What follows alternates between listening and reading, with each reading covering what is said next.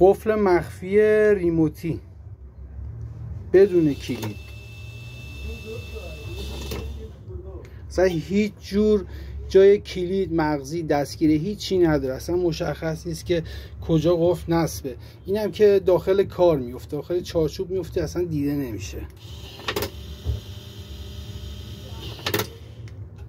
به این صورت.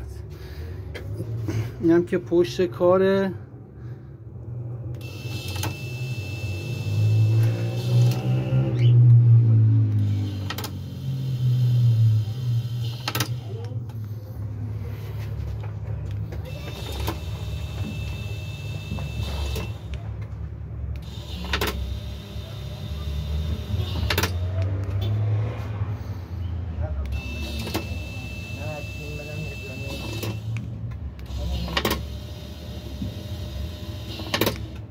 تمام.